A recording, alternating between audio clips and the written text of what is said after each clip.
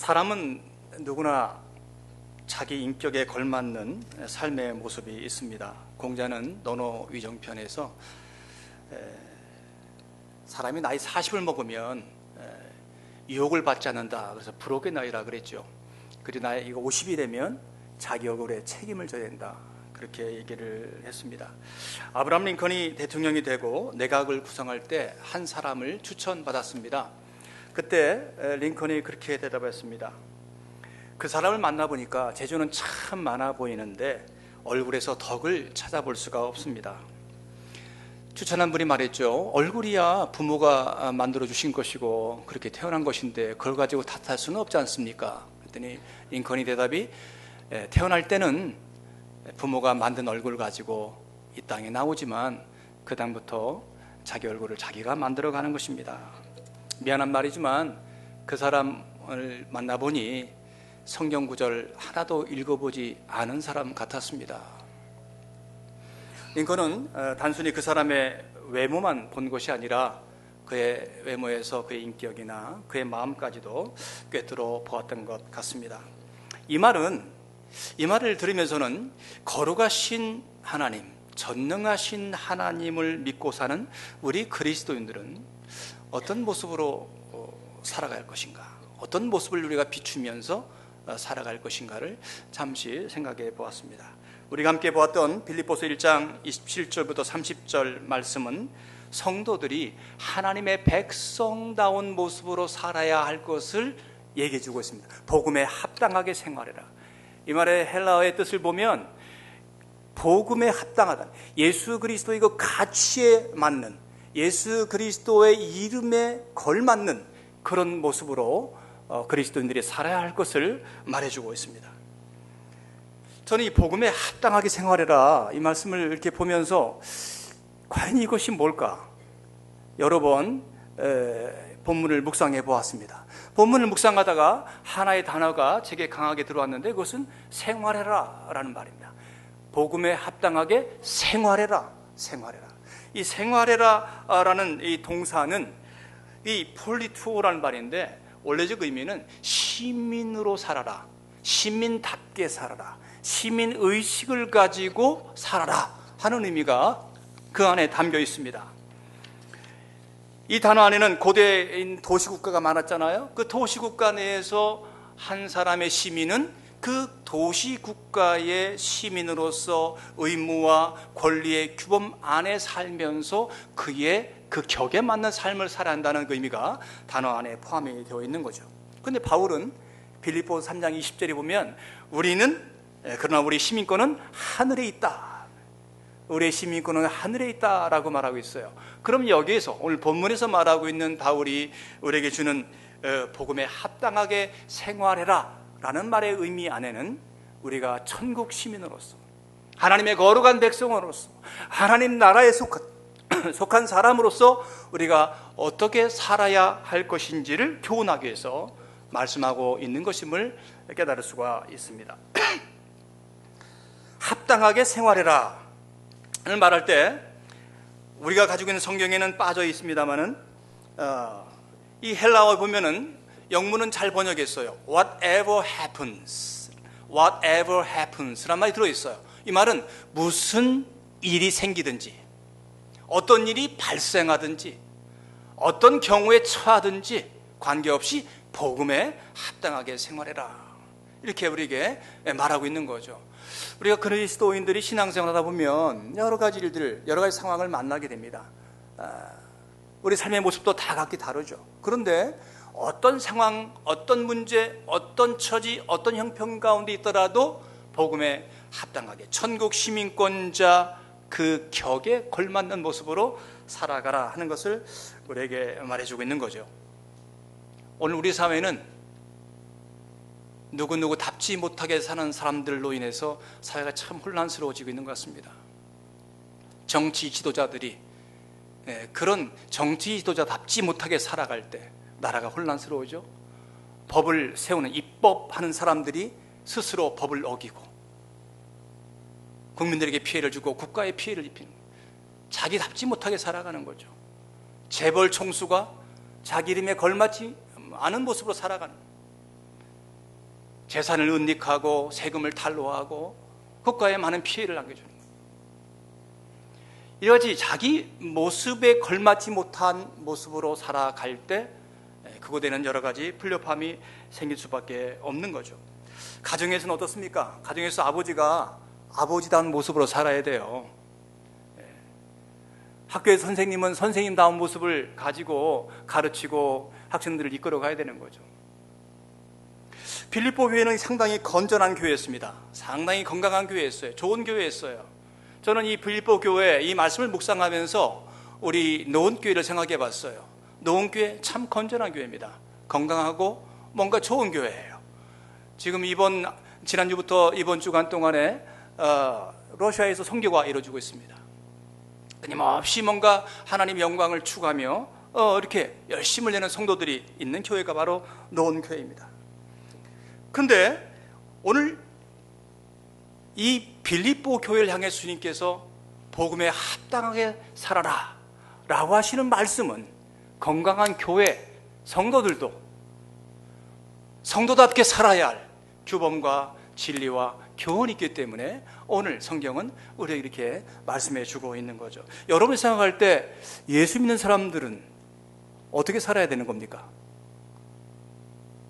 예수 믿는 그리스도인들은 어떻게 살아야 예수 믿는 사람답게 살아가는 것이라고 생각을 해 보시나요? 오늘 본문은 그렇게 먼저 말씀을 해놓고 우리가 어떻게 살아야 실제로 복음에 합당한 삶을 살아가는지를 몇 가지로 얘기를 해주고 있습니다. 본문이 가장 먼저 말하고 있는 것은 27절에서 우리에게 한 마음이 되라 이렇게 말하고 있죠. 특별히 복음의 신앙을 위하는 일이라고 한다면 하나가 되라. 이것이 복음에 합당한 사람들의 모습이다. 이것이 천국을 소유한 천국 시민권자다운 삶의 모습이다라고 말하고 있어요. 이것을 바울은 얘기하면서 빌립보 교회가 얼마나 지금 빌립보 교회가 문제가 있어서 말하고 있는 것이 아니라 그랬죠. 사실 바울은 빌립보 교회를 매우 좋아했고 빌립보 교회를 많이 칭찬했어요. 그것을 1장 3절부터 5절까지 우리에게 보여주고 있는데 앞에 계신 자모님이 하나씩 3절부터 좀 읽어주세요. 내가 너희를 생각할 때마다 나의 하나님께 감사하며 간구할 때마다 너희 무리를 위하여 기쁨으로 항상 간구함은 너희가 첫날부터 이제까지 복음을 위한 일에 참여하고 있기 때문이라. 너희 안에서 착한 일을 시작하신 이가 그리스도 예수의 날까지 이루실 줄을 우리는 확신하노라. 바울 사도는 빌립보 교회를 생각할 때마다 항상 감사했어요. 빌립보 교회 성도들을 생각할 때면 항상 감사했어요. 그리고 간구할 때마다 빌립보 교회를 위해 간구할 때마다 성도들을 생각하면서 그들을 위해 기도할 때마다 항상 기쁨으로 감사해요. 기쁨으로 기도했어요. 기도를 할 때 우리는 눈물의 기도도 있고 애타는 기도도 있고 여러 가지 기도가 있을 수 있어요. 근데 바울은 빌립보 성도들을 생각하면서 기도할 때마다 감사가 없었어요. 너무너무 좋은 교회예요. 그리고 첫날부터 이제까지 복음을 자기가 전하는 그 일에 빌립보 교회가 여러 가지 모양으로 참여했던 것을 잊지 않고 있었어요. 그 착한 일을 시작하신 그리스도께서 그리스도의 예수의 날까지 너희들을 지키시고 그 일을 계속하게 할 줄로 믿는다고 6절에서 말하고 있죠. 좋은 교회입니다. 좋은 성도들이에요. 그런데 바울은 빌립보 교회 안에 일어나고 있는 작은 문제를 지금 하나 언급하면서 굉장히 큰 문제였을 것 같지는 않아요. 근데 지금 바울은 심각하게 이 문제를 거론하고 있습니다. 오직 너희는 그리스도의 복음에 합당하게 생활해라. 그 이유는 내가 너희에게 가보나 떠나 있으나 너희가 한 마음으로 서서 한 뜻으로 복음의 신앙을 위해서 합력하는 것을 보기 원하는 것이다. 실제로 빌립보 교회 안에 뭔가 불협화음이 일어나고 있었습니다. 그래서 바울 사도는 이 빌립보 성도들이 한 마음이 될 것을 지금 이 본문 첫머리에 말하고 있는 거예요. 4장 2절에 가보면 바울이 이렇게 말합니다. 내가 유오디아를 권하고 순두개를 권하노니 유오디아를 권하고 순두개를 권하노니 주 안에서 같은 마음을 품어라. 유오디아와 순두개가 누구였을까요? 틀림없이 빌립보 교회의 중요한 평신도 지도자들이었을 것입니다. 근데 유오디아와 순두개가 교회를 섬기고 함께 일을 하다가 마음이 좀 나눠지고 의견이 일치가 되지 않고 뜻이 좀 엇갈리고 불협화음이 생기기 시작했어요. 그래서 바울은 지금 이것을 얘기해 주고 있는 겁니다. 구체적으로 표현되고 있지는 않지만 아마 두 사람이 교회를 하면서 갈등이 좀 있었던 것 같아요. 그리고 어떻게 보면 이 두 사람을 중심으로 교회 안에 양대 세력으로 나눠줄 수 있는 가능성도 바울은 염두에 뒀을 것 같아요. 그러면서 두 사람이 마음이 합해져야 한다라는 말과 함께 빌립보 성도들에게 복음의 신앙을 위한 일에는 하나가 되어야 된다. 사람들은 다 다릅니다. 주의를 하다 보면 이 다른 것이 다 나타나게 돼 있어요. 그래서 생각이 다르고 좀 접근하는 방식이 다르고 일하는 형식도 다르고 다 달라요. 왜냐하면 우리가 다 다르게 태어났기 때문에 그래요. 각기 제 모습을 가지고 있기 때문에 그래요. 사실은 하나님께서 우리에게 각기 은사를 주셨지만 그 은사를 하나님은 골고루 다양한 은사들을 주셨잖아요. 그 은사를 가진 성도들을 들어서 하나 되게 해서 그리고 교회를 세워나가고 교회를 하나님은 성숙시켜 성장시켜 나가는 거죠. 그러면서 하나님은 주의 영광을 위해서 교회를 통해서 일하시고 역사하시는 거예요. 그렇기 때문에 우리가 각각 다른 성도들이 각각 다른 특징을 가지고 있는 성도들이 복음의 신앙을 위한 일에는 교회가 함께 나아가야 할 이 복음 증거하는 일을 위해서는 사실 교회가 가장 중점적으로 해야 할 일이 무엇이겠습니까? 복음을 전하는 일이죠. 그러니까 교회가 하고자 하는 중요한 일을 함에 있어서 하나가 될 것을 말하고 있는 거죠. 그것이 천국 시민권자, 천국 시민으로서의 진정한 모습인 것을 말해주고 있습니다. 그러면서 한 마음 한 뜻으로 협력하라는 말씀은 2장으로 이어지고 있는데 계속 1장에서 말씀하신 것을 2장으로 다시 연결해서 1절에 그러므로 라고 말하면서 하나가 되기 위한 구체적인 교훈을 해 주시고 계셔요. 2장 3절 4절을 보시겠습니다. 첫째, 읽어주세요. 다투지 말고 이기적인 생각이나 자기 중심적 주장을 내세우지 마라. 자기 중심적으로 selfish ambition, 자기 어떤 중심적인 생각이나 주장을 너무 내세우지 말라는 거죠. 두 번째, 허영으로 하지 마라. 헛된 자부심을 드러내고 중요하지 않은 일을 가지고 고집하지 마라. 괜히 자기를 드러내기 위해서, 존재감을 드러내기 위해서 고집하고 중요하지 않은 것에 대해서 자꾸 그것을 문제 삼는 사람들을, 그런 경우를 염두에 두고 하는 말씀 같아요. 세 번째, 자기보다 남을 낮게 여기라. 나보다 남을 더 낮게 여긴다는 것은 다른 사람의 좋은 의견이나 생각을 겸손하게 받아들이라는 그렇습니다. 것이다. 일하다 보면 내 의견이 좋을 때도 있지만 다른 사람 의견이 좋을 때도 있잖아요. 근데 사람은 막 자기 의견을 관철시키려고 하는 사람들이 더러더러 있어요. 그렇게 하지 말고 그럴 때 다른 사람의 좋은 의견을 겸하게 받아들이라는 겁니다.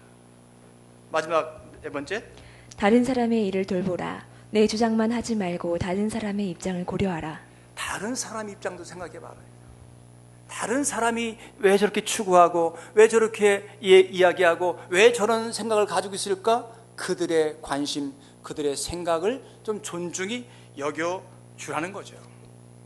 전도를 하다 보면 예수 믿지 않는 분들이 뭐 이런 말을 할 때가 있어요. 그 중에 하나가 뭐냐면은, 왜 교회는 교파도 많고 교회 안에 뭐 목회자와 성도들 간에 갈등도 많고 성도와 성도 사이에 왜 이렇게 뭐 문제가 많고, 특히 교회는 툭하면 법정으로 가서 뭐 법정 소송을 하고 싸우는데 도대체가 이거 교회는 왜 그러냐 말이죠. 내가 보니까 우리 사는 거나 교인들 사는 거나 똑같은데 왜 우리 보고 예수를 믿으라고 그러느냐. 저는 지난 여름에 달라스에 가서 한동안 지내고 돌아왔습니다. 여러 교회들을 방문할 기회도 있었습니다. 이민교회의 가장 큰 문제가 뭐냐면 교회 안에 이런 불협화음, 갈등, 그리고 아주 결과적으로 분열, 이것이 교회 안에 가장 큰 문제예요. 이것으로 인해서 교회가 나가서 복음을 전하는 일을 효율적으로 할 수가 없어요. 저는 미국에 있는 동안에 제가 한 39년 전에 1976년도 한국 육군에 입대했을 때 제가 군사 유학생으로 잠시 있었던 그 미국 엘파소, 텍사스 엘파소주를 좀 방문해 보았습니다. 마침 제가 있던 달라스에서 그리 멀지 않은 곳, 한 1000km만 운전하면 되는 곳이었기 때문에 차를 타고 아내와 함께 좀 방문했어요. 굳이 왜 거기를 갔느냐면 젊은 시절에 그 추억의 한 페이지가 거기 묻어 있는 곳이라 한번 가보고 싶었어요.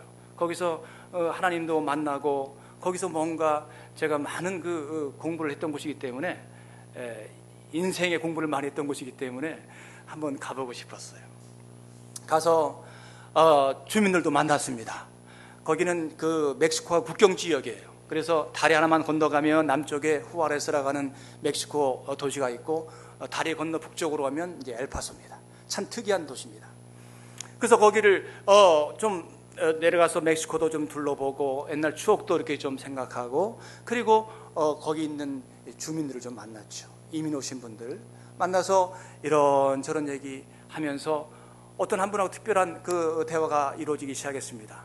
그동안 39년 동안 엘파소가 얼마나 변했는지. 근데 엘파소에 지금 한국 사람들이 한 2,000명 가량 산대요.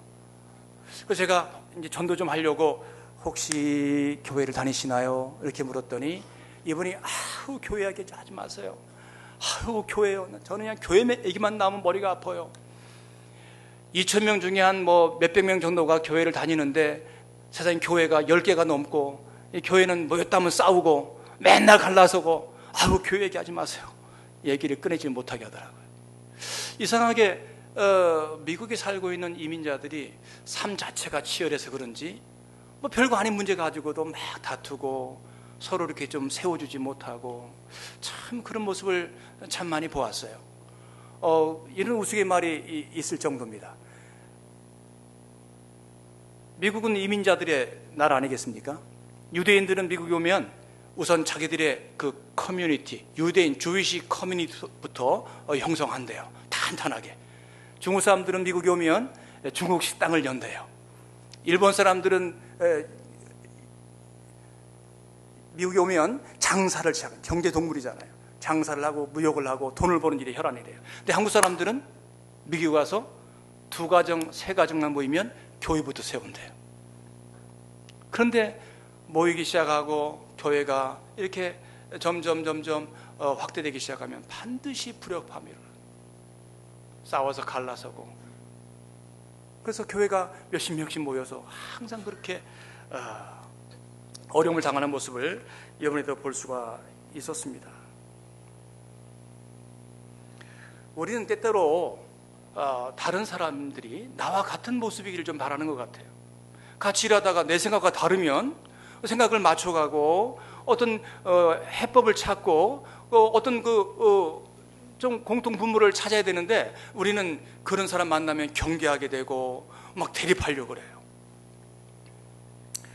이것 때문에 교회 안에서 왕왕 불협화음이 일어나는 거죠. 옆에 계신 분들이 나하고 다르다는 것을 인정하세요. 그리고 감사하셔야 됩니다. 옆에 사람이 나하고 똑같다고 생각해 보세요. 그게 어떻게 되겠는가? 교회 안에는 모두가 다 다르기 때문에 서로가 서로를 세워줄 수가 있는 거예요. 다른 사람이 나와 다르기 때문에 우리는 더불어 성장할 수가 있는 거예요. 내가 하지 못하는 것을 다른 사람이 해주기 때문에 나도 같이 그 안에서 행복을 누릴 수가 있는 거죠. 하나님 우리를 다 다르게 만드시고 교회 안에서도 그런 다양성 속에서 하나님은 교회를 세워나가고, 그래서 바울은 지금 하나가 되라. 다 우리가 각각이고 생각도 다르고 행동도 다르고 바라는 방법도 다르고 또 우리가 일하는 방식도 다르지만 복음을 위한 일에는, 교회가 앞을 향해서 나가는 일에는 한 마음이 되라고 우리에게 말하고 있는 거죠. 또 바울은 우리에게 어떻게 해야 천국 시민권자다운 삶을 살 수 있는가를 말씀하시면서 우리 안에, 교회 안에 신앙을 방해하고 또 비신앙적인 것이 들어올 때는 그것을 방관하지 말고 맞서 싸워야 된다고 이야기하고 있습니다. 맞서 싸우라고 말합니다. 29절, 28절 한번 읽어봅시다. 28절. 무슨 일이든지 대적하는 자들 때문에 두려워하지 아니하는 이 일을 듣고자 함이라. 대적하는 자들, 신앙을 방해하는 자들, 교회를 혼란시키는 사람들, 이런 사람들 앞에서는 하나가 되고 서로 이해하고 서로 격려하고 이렇게 해야 되겠지만, 우리가 이 비신앙적인 것 앞에서는 다 과감하게 맞서 싸워야 될 것을 우리에게 얘기해 주고 있습니다. 여기 지금 보면은 싸우라, 여기 한마음으로 서서 다 군사 용어예요. 바울은 지금에서 군대 용어를 쓰고 있어요. 군인들이 전진할 때, 방어할 때 대응을 갖춰가지고 일사불란하게 움직이는 것처럼 한마음으로 서라. 그리고 한 뜻을 가져라. 같은 정신으로 이겨야 되겠다는 정신 가지고 굳건히 교인들이, 성도들이 하나가 될 것을 얘기해 주고 있는 거죠. 바울이 말하고 있는 이 싸움의 대상은 본문에서 무엇일 것 같습니까? 이것은 빌립보 교회가 교회 안과 밖으로 당하고 있는 그런 여러 가지 상황, 문제들과 연관되어 있어요. 빌립보 교회 안에 이런 사람들이 있었어요. 예수 그리스도를 믿고 그의 십자가의 은혜를 통해서 우리가 그분 앞에 나아가면 죄사함 받고 구원받습니다. 은혜로 구원받는 거죠. 그리고 예수 그리스도의 그 핏값으로, 그 보혈로 구원받는 거죠. 그런데 일각에서 어떤 사람들은 아무리 예수를 믿고 구원받아도, 아무리 십자가 예수의 은혜를 믿고 구원받아도 우리가 율법은 지켜야 됩니다. 그러면서 구약 율법을 강조했어요. 어마어마한 율법을 갖다 지키지 않으면 안 됩니다. 그건 율법주의자들 때문에 바울은 굉장히 어려움을 겪었어요. 율법을 잘 지키면 예수 믿는 것이라고 착각을 했어요, 사람들이. 그런 율법주의자들이 있었고, 또 하나, 그 당시 가장 강력한 이단 사상이었던 영지주의라는 것이 있었습니다. 이 영지주의는 굉장히 육신은 악한 것이라고 생각했어요. 그래서 평소에 금식을 하고 막 금욕을 하고 막 육신을 학대하고, 그러면서 어떻게 그 악한 육신, 그 육신이 부활할 수 있느냐? 예수 그리스도의 부활을 부인하고 성도들이 장차 당하게 될 부활도 부인하고 예수 그리스도의 신앙을 정면으로 거부했어요. 그리고 뭘 강조했어요? 항상 신령한 지식. 그래서 이 사람들은 하다가 직관을 가지고 막 영적인 것을 깨닫고 그런 특별한 느낌을 강조하고 이런 것을 가지고 교회를 혼란시켰습니다. 그래서 바울은 이런 거짓된 신앙, 이런 거짓 진리 앞에서는 교회가 단호하게 맞서 싸워야 할 것을 얘기해 주고 있는 거죠. 싸움은 항상 이겨야 되는 겁니다. 지금 바울이 군사용어를 쓰고 있다고 그랬잖아요. 군대에서 어떤 싸움이 일어나면 반드시 이겨야 되는 겁니다. 오늘 바울은 이 시대의 교회들을 향해서도 똑같이 말하는 거죠. 오늘 이 시대의 교회를 어렵게 하는 그런 사상은 뭐가 있을까요? 저는 먼저 신천지를 생각해 봤어요. 신천지는 지금 뭡니까? 이만희 교주가 자기가 재림예수라고 그러고 있죠. 그래서 서울 과천에 땅을 사놓고 이게 신천지라고, 여기서 이 천국이 이루어진다. 숫자가 차기까지 지금 우리가 열심히, 이 기존 교회는 구원이었고 기존 교회는 다 잃어버린 영혼들이니까 빨리 교회 들어가서 추수를 해와야 한다고 전도 특공대 추수꾼을 파송해서 교인들을 빼나갑니다. 문제는 교회 안에 지금 이런 이상한 우리 한국 기독교 안에 이상한 이단 사상들이 창궐하고 있다는 겁니다. JMS 정명석이 그렇죠. 또 뭐가 있습니까? 통일교가 그렇죠. 각가지 지금 이단 사상들이 교회를 막 괴롭히고 있어요. 한국에 제가 어느 책을 보니까 재림예수가 50명이래요. 50명이 다 내가 재림예수라 그런데 지금요. 정명석 같은 사람은 자기는 재림예수, 과거에 문선명이가 돌아가셨죠. 죽었죠, 그 사람이. 문선명이는 자기 길을 예비하기 위해서 미리 보내받은 침례 요한이다. 재림 침례 요한이다.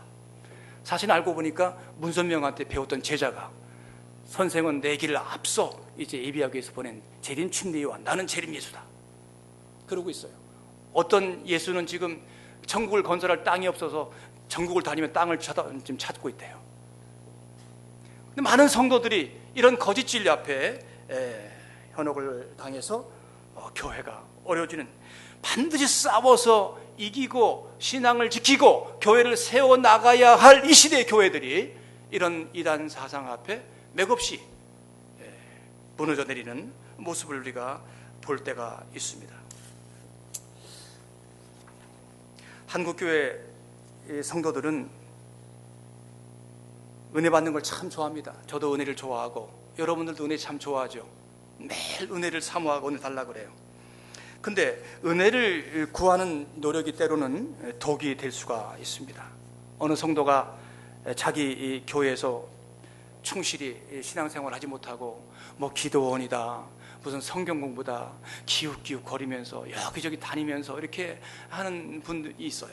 그래서 어느 목사님이 그 자기 성도 한 사람에게 그렇게 말했대요. 성도님, 조심하세요. 건전하지 않은 곳이 많이 있기 때문에 근데 가면은 신앙이 다쳐요. 조심하세요. 그랬더니 이 성도가 목사님 뭘 걱정하세요. 가서 은혜만 받고 오면 되죠. 은혜를 받고 오면 좋겠는데 은혜를 받고 돌아오지 못할 수도 있기 때문에 그런 은혜는 신천일수록 이단 사상일수록 더 강력합니다. 우리는 하나님의 은혜를 떠나 살 수 없는 사람들이지만 어떻게든 은혜만 받으면 된다고 하는 자세는 때로는 굉장히 독이 되고 위험할 수가 있어요. 우리는 이미 헤아릴 수 없는 하나님의 은혜를 받았습니다. 에베소 1장 3절에 보면 하나님 곧 우리 주 예수 그리스도의 아버지께서 그리스도 안에서 하늘에 속한 모든 신령한 복을 우리에게 주었다 그랬어요. 하늘에 속한 신령한 복을 우리 모두에게 풍성히 주었음에도 불구하고 여전히 지금도 은혜를 달라 그래요. 예배를 드리러 왔다 그러면서도 은혜 달라 그래요. 예배는 드리는 거지 달라 뭘 받는 게 아닙니다. 우리 신앙의 체질이 바뀌어야 돼요. 하늘의 신령한 은혜를 그렇게 받은 우리가 아버지 앞에 왔을 때 감사함으로 드리는 거 예배죠. 찬양도 드리는 거죠. 우리는 자꾸 은혜를 달라 그래요. 아직도 땅에 속해서 아직도 땅의 것에 얽매여서 자꾸만 은혜를 더 달라 그래요. 설교를 들을 때 여러분들은 어떤 마음으로 듣습니까? 하나님 은혜 주세요 그러시나요? 이미 신령한 은혜를 하나님 주셨어요. 설교를 들을 때는 하나님 말씀을 들으려고 해야 됩니다. 여러분들이 말을 오해하지 않기를 바랍니다.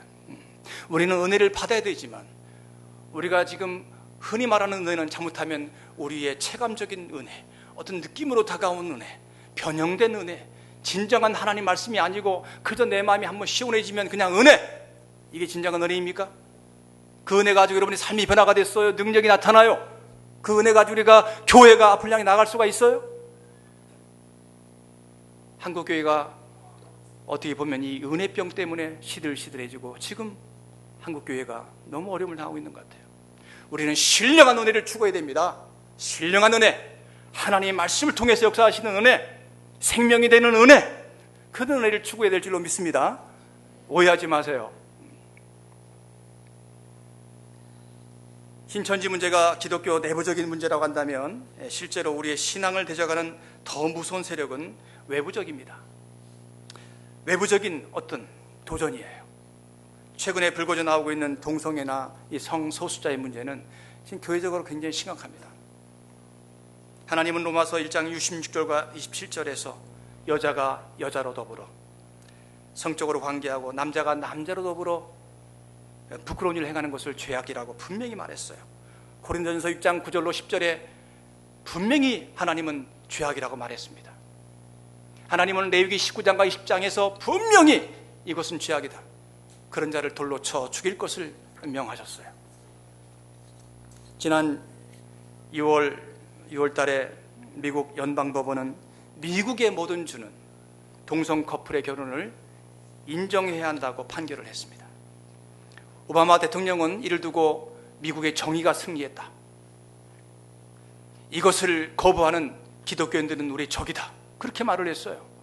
여기에 대해서 빌리 그레엄 목사님의 아들이면서 현재 빌리 그레엄 복음협회 대표인 프랭클린 그레엄, 그 대표가 이렇게 말했어요. 오바마 대통령은 지금 미국을 죄악된 길로 이끌어가고 있다. 만일 그가 뉘우치고 회개하지 않으면 하나님이 그를 반드시 심판하실 것이다. 이 어디 미국만의 문제겠습니까? 대한민국의 그 박원순 서울시장은 빨리 한국에서도 이 동성애자를 위한 성소수자를 위한 법이 합법화되어야 한다고 말하면서 한국이 이런 법을 제정하는 아시아의 최초의 국가가 되길 바란다고 공공연하게 말한 바가 있습니다.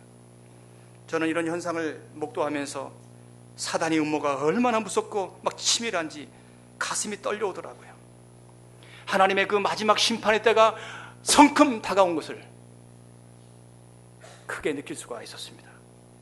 절대 멸망하지 않을 것이라고 했던 로마가 멸망했던 중대한 이유 가운데 하나가 뭔지 아십니까? 바로 동성애 문제입니다.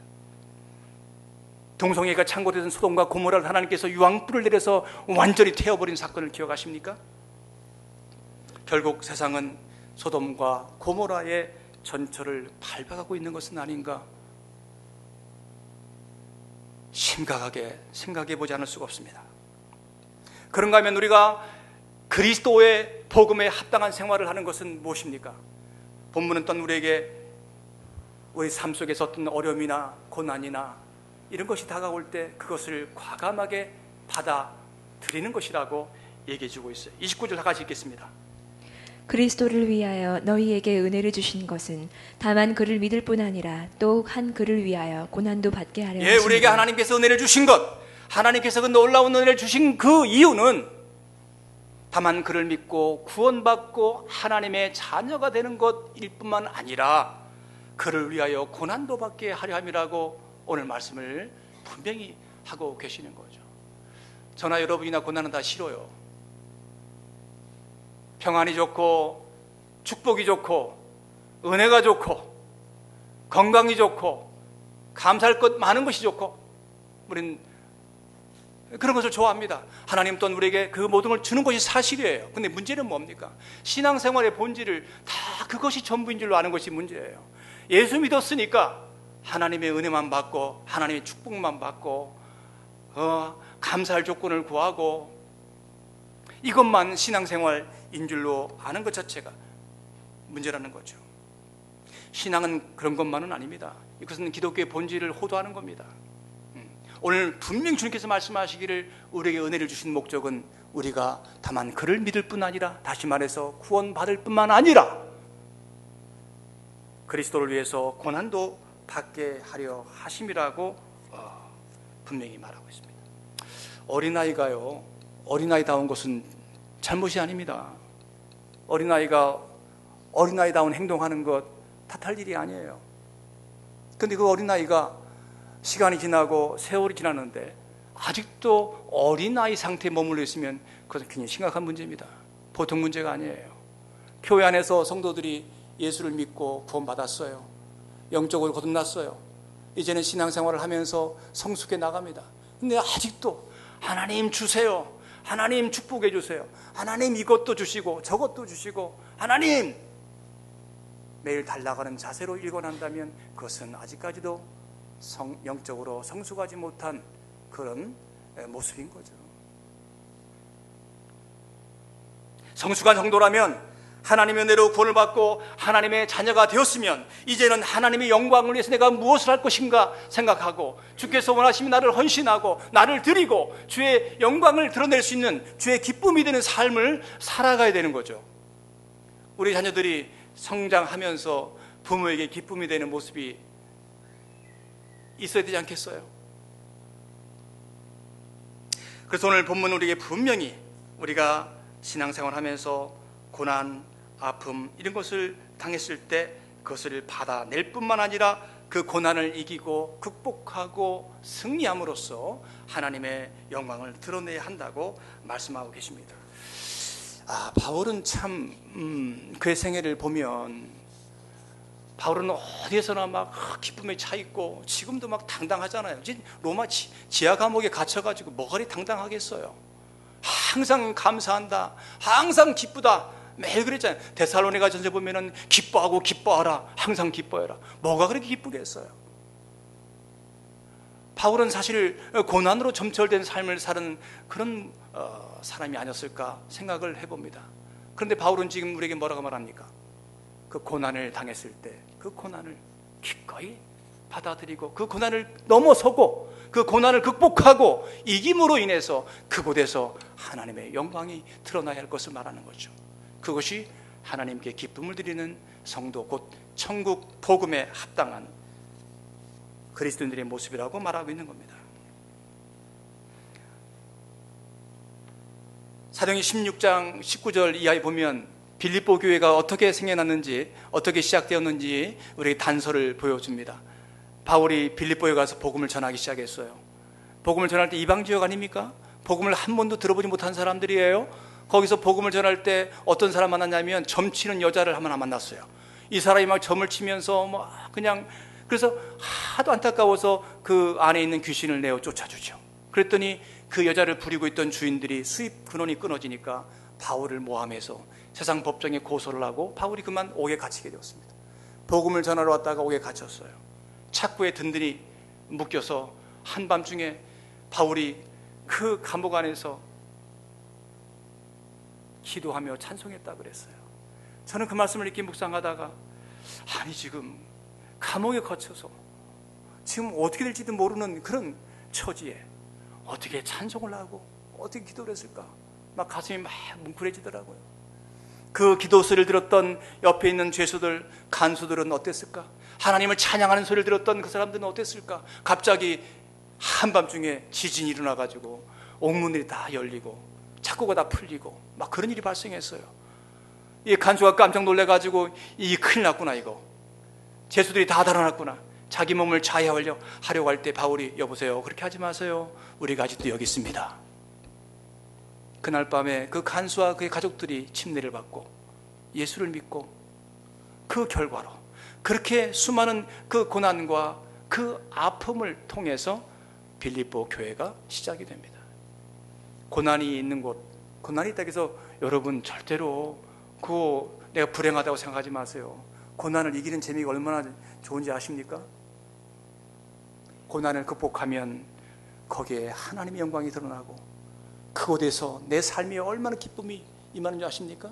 이런 것 때문에 바울은 어디 가나 나는 기뻐요, 나는 기뻐요, 나는 자신만만한 그런 삶의 모습을 우리에게 보여주고 있는 거예요. 오늘 하나님께서는 노원교를 향해서, 지금 노원교회가 건강한 교회고 좋은 교회이기 때문에 제가 아무 부담 없이 이런 말씀을 드릴 수가 있어요. 교회 안에 누가 뭐 이렇게 병신도들이 뭐 지금 다투고 뭐 혼란하고 분열이 나고 그렇지 않기 때문에 제가 말씀을 드리고 있어요. 빌립보 교회가 건강한 교회였어요. 건강한 교회도 여러 가지 어려움을 만날 수가 있어요. 빌립보 교회가 그랬던 것처럼 노원교회도 우리가 더 건강한 교회, 더 성숙한 교회, 더 성장하는 교회, 그런 성도가 되려면 이 말씀을 잘 기억하고 우리가 어떻게 해야 천국 복음에 합당한 그런 삶의 모습으로 살아가며 교회를 더 세워나갈 것인가를 잘 생각해 보아야 됩니다. 앞으로 기독교 신앙에 입각해서 동성애는 죄악입니다, 이 사회를 파괴시키는 거예요 라고 말하면 동성애자들이 인권을 유린했다고 우리를 세상에 고발할지도 모르겠어요. 실제로 미국은 지금 어느 꽃가게 주인이 동성애자들이 결혼식 할 때 쓸 꽃을 사러 왔을 때 과감하게 안 팔았답니다. 그것 때문에 고발을 당해서 어마어마한 벌금형을 받았습니다. 앞으로 목사가 이 동성애자들이 뭐 결혼 주례를 해달라고 할 때 나는 동성애자들을 위한 결혼 주례는 안 합니다, 거부하면 그것이 이제는 위법이 될 때가 곧 다가올 것입니다. 오늘 우리의 삶도 이와 같은 고난에서 예외일 수가 없어요. 그렇기 때문에 현대 교회와 성도들은 당시 빌립보 교회 성도들이, 빌립보 교회가 겪었던 여러 가지 고난과 도전 앞에 놓여 있습니다. 그런데 오늘날 성도들이 너무 고난을 싫어하는 거예요. 고난을 피해가려고 그러는 거죠. 헌신과 희생은 되신 대로 안 하려고 그래요. 축복만 받으면, 은혜만 있으면 된다고 생각해요. 물론 하나님 우리에게 더 많은 은혜를 주시기를 원하고 우리에게 축복을 마음껏 베풀어 주기를 원하시지만, 그러나 교회와 성도들에게 고난도 기쁨으로 받아들일 것을 오늘 분명히 말씀해 주고 계시는 것입니다. 저는 이 본문을 여러 번 묵상하면서 바울은 이 복음에 합당하게 생활해라 그렇게 말할 때 그 바울은 어떤 모습으로 살았을까? 바울은 자기가 어떤 삶을 살고 있으면서 오늘 빌립보 성도들에게 복음에 합당하게 천국 시민권자답게 살아갈 것을 얘기하고 있었을까? 그러면서 저는 20절에서 이 말씀을 읽으면서 아마도 이 말씀을 통해서 바울은 답변을 하고 있는 것이 아닐까 생각을 해봤어요.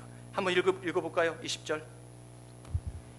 지금도 전과 같이 담대하여 살든지 죽든지 내 몸에서 그리스도가 존귀하게 되게 하려 하나니 내 몸에서 그리스도가 존귀함을 받는다고 한다면 Christ will be exalted, 높임 받고 영광만 받을 수 있고 그리스도의 기쁨이 내가 된다고 한다면 자기는 뭡니까? 살든지 죽든지 감사할 수 있을 것이라고 말하고 있는 것 같습니다. 아마 오늘 우리 성도들에게 필요한 것은 이런 것이 아닐까요? 너무 이런 우리가 저력, 우리의 근성이 약해진 것은 아닐까? 성도들이 너무 지금 안주하고 있는 것은 아닐까? 세상은 시시각각으로 죄악으로 여러 가지 모양 형태를 갖추어서 우리를 도전해 오고 우리를 시험하고 우리를 자꾸 공격해 오는데 너무 우리는 지금 안주하고 있는 것은 아닌가?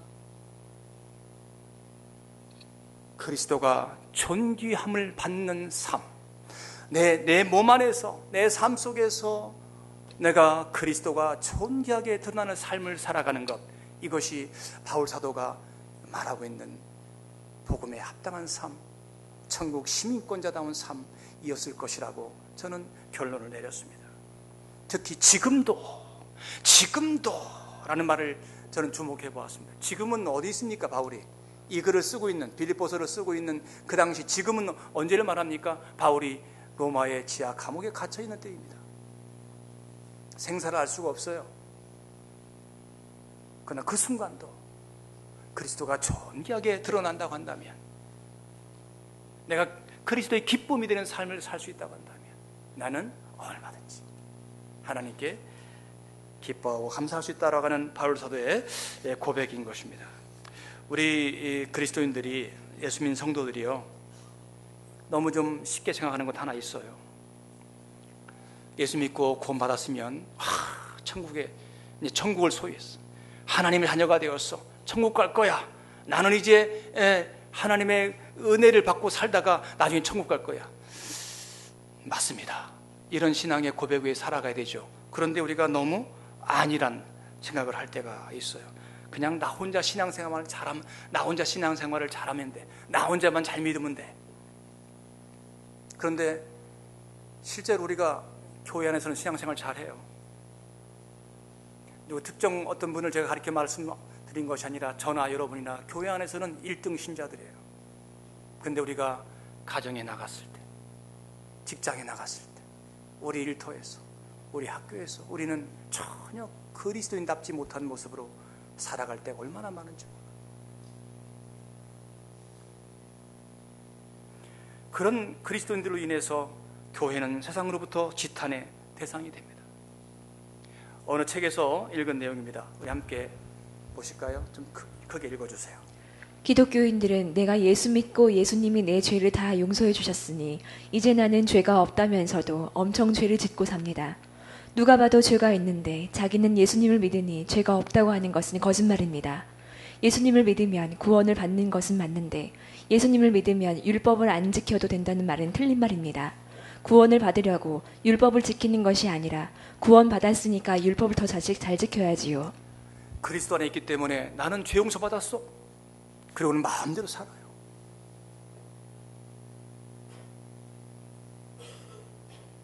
율법은 안 지켜도 돼. 십계명 과거의 것이야. 어디서 십계명을 지키지 말라고 하던가요? 이것이 지금 기독교를 너무 유약하게 만들고 있어요. 우리는 오늘 교회 안에서 믿음을 세워나가면서 이 믿음을 가지고 교회 밖에 나가서 우리 사는 모습을 통해서 그리스도를 드러내고 내 몸 안에서 내가 어떤 삶을 살든지 행여나 때로는 어려움을 만나고 고난을 만난다고 할지라도, 내가 예수 믿기 때문에 고난을 만난다고 할지라도 그 자리에서 예수 그리스도 그분의 영광이 드러난다고 한다면 그것을 우리는 기쁨으로 믿고 나아가는 성도의 삶이 되어야 되겠죠. 바울 사도가 사도가 되지 않았다고 한다면 그는 이런 고난을 하나도 받아야 할 이유가 없었을 것입니다. 그가 복음 전하는 자가 아니었다고 한다면 그런 강의 위험, 산의 위험, 매를 맞는 위험, 돌로 맞는 위험, 당했을 이유가 하나도 없었겠죠.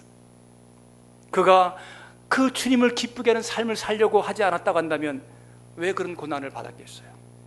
그래서 역설적일지 모르겠지만 우리가 예수를 믿고 살아갈 때 어떤 때는 내가 예수를 믿고 있기 때문에 고난이 있을 수도 있고 아픔이 있을 수도 있어요. 그것을 회피하는 것은 천국 시민권자의 모습이 아니라고 오늘 본문에서 하나님은 분명히 말씀하시는 것입니다. 그것을 이기고 넘어설 때 거기서 그리스도가 영광을 받으시고 내 삶이 하나님께 기쁨이 되는 것입니다. 오늘 노원교회 성도들이 이런 그 믿음으로 더 세워져 나가는 그런 성도 모든 분들 되기를 바랍니다. 그런 교회가 되기를 바랍니다.